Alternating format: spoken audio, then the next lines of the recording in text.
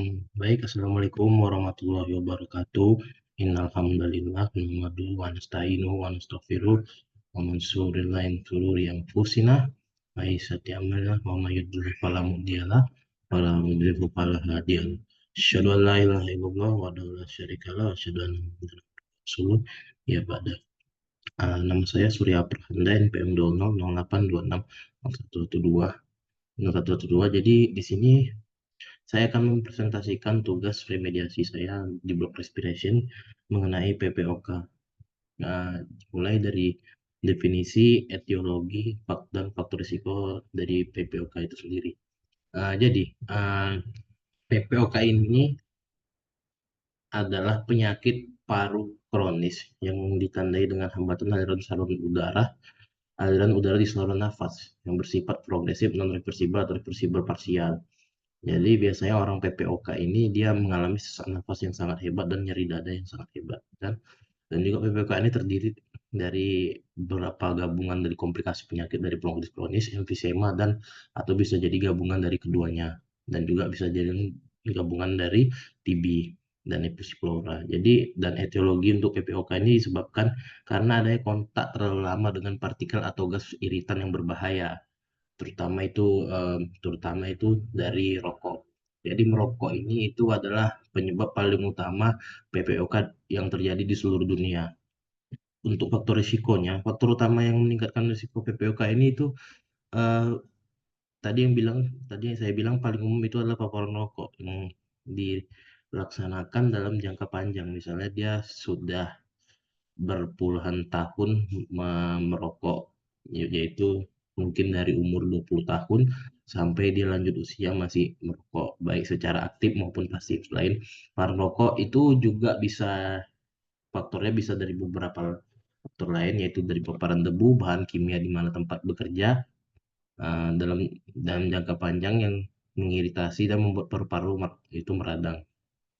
Dan juga bisa dari paparan asap bahan bakar, bisa paparan asap pembakaran yang lainnya, dan juga akibat kondisi ventilasi rumah yang buruk. Dan untuk faktor fisiologinya, penyakit paru obstruktif kronik ini (PPOK) ini itu utamanya adanya perubahan pada saluran napas, bisa jadi saluran napasnya itu menyempit, tetapi dapat juga ditemukan perubahan pada jaringan parenkim parunya dan juga pembuluh darah parunya. Dan untuk klasifikasi dari PPOK itu sendiri itu bisa diklasifikasikan menjadi ringan, sedang, berat, dan sangat berat. Nanti kita akan bahas ini. Dan untuk CMD PPOK atau cara menegakkan diagnosa dari PPOK ini itu bisa dilakukan anamnesis kepada pasien. Jadi dilakukan anamnesis pada pasien, ditanya pasiennya apakah pasiennya ini pernah merokok atau tidak, dan berapa lama dia merokok, dan lewat dari umur berapa dia merokok. Misal dia merokok dari sejak umur 18 tahun sampai dia lanjut usia. Dan juga ditanya juga apakah pada saat bernafas apakah ada sesak nafas, dan apakah dirasakan nyeri saat uh, bernafas, dan juga apakah ada suara mengi mengi yang keluar saat bernafas. Jadi ditanya juga biasanya pasien PPOK ini adalah biasanya pasien yang sudah lanjut usia, yang biasanya itu terjadi di sekitar umur 50 tahun ke atas.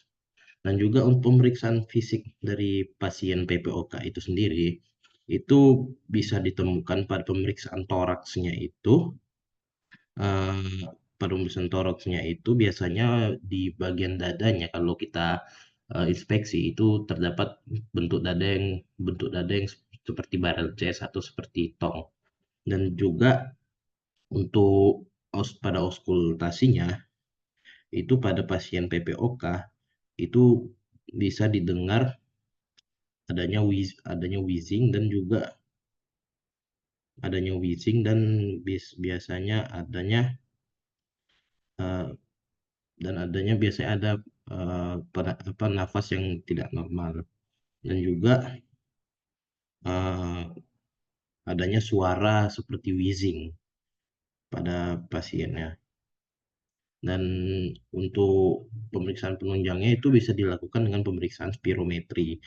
Jadi yang untuk klasifikasi PPOK itu yang ringan, sedang berat dan sangat berat itu dinilai dari spirometrinya, itu dinilai dari rasio force expiratory volumenya dalam 1 detik.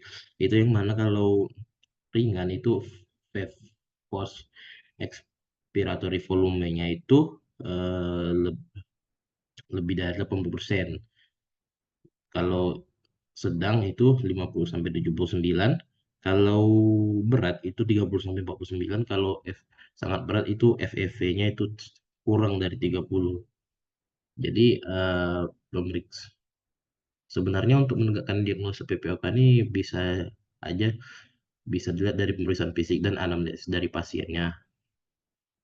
Dan juga untuk diagnosa bandingnya itu PPOK ini biasanya eh, terdiri dari beberapa penyakit-penyakit paru lainnya, misalnya asma, congestive heart failure, bronkitis, TB paru, adanya efusi pleura, dan juga tadi adanya bronkitis. Jadi penyakit-penyakit ini berkumpul karena uh, PPK ini adalah penyakit yang bisa dibilang penyakit usia lanjut pada manusia, karena kebiasaan buruk atau habit buruk dari pasiennya itu sendiri, yaitu merokok.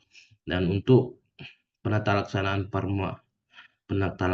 dari PPOK ini itu bisa diberikan tata laksana berupa tata laksana farmako. Ya. Untuk tata laksana farmakonya itu bisa diberikan obat SABA dan obat LABA. Jadi obat SABA itu adalah singkatan dari short acting beta agonis, yang mana contoh obatnya itu ada salbutamol dan terbutalin.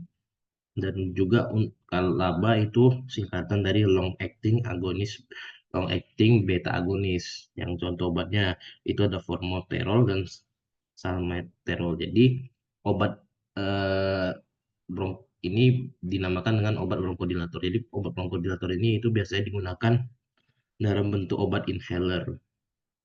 Jadi dan untuk yang keduanya itu tata laksana farmako. Jadi untuk tata laksana farmakonya itu diberikan terapi oksigen pada pasien PPOK yang biasanya udah dalam kondisi gawat darurat, itu diberikan terapi oksigen yang karena sudah sesak nafas kronis. Dan juga untuk komplikasi dan prognosis dari pasien PPOK ini, komplikasi dari uh, PPOK ini itu sangat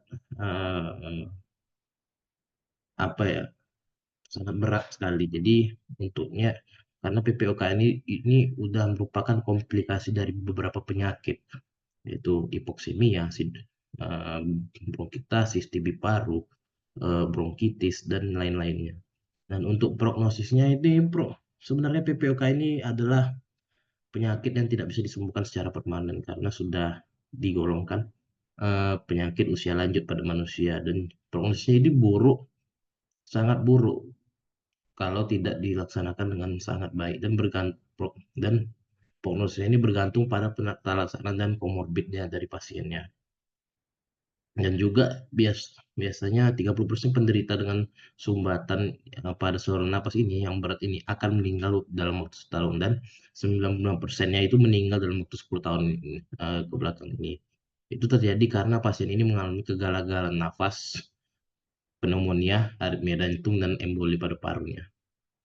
Jadi untuk edukasi dan pencegahan pada pasien PPOK ini, ya, untuk melakukan edukasinya kita em, mengajarkan kepada pasien cara penggunaan inhaler untuk penata laksanaannya, dan juga untuk pencegahannya eh, pasien ini harus stop atau harus ditekankan untuk berhenti merokok secara total dan menghindari polusi-polusi udara yang dapat menyebabkan iritan atau memperparah kondisi paru dari pasien ini.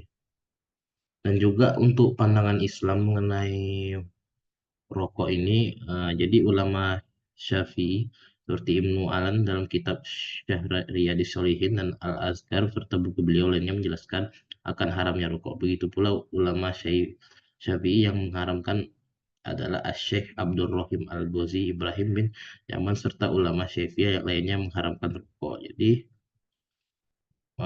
karena rokok ini lebih banyak mudaratnya daripada manfaatnya. Baik, cukup sekian yang bisa saya paparkan atau presentasikan mengenai PPOK ini. Uh, Semoga apa yang saya sampaikan bisa menambah ilmu dan bisa menambah wawasan bagi kita semua. Saya akhiri. Eh, Mohon maaf apabila ada salah kata dan salah pengucapan dan salah pengertian. Karena sesungguhnya saya adalah manusia biasa dan kesempurnaan hanya milik Allah, dan kepada Allah lah saya mohon ampun. Saya akhiri dengan doa penutup majelis. Subhanakallahumma wa bihamdika asyhadu an la ilaha Asyhadu an la ilaha illa anta astaghfiruka wa atubu ilaik. Assalamualaikum warahmatullahi wabarakatuh. Terima kasih. Eh,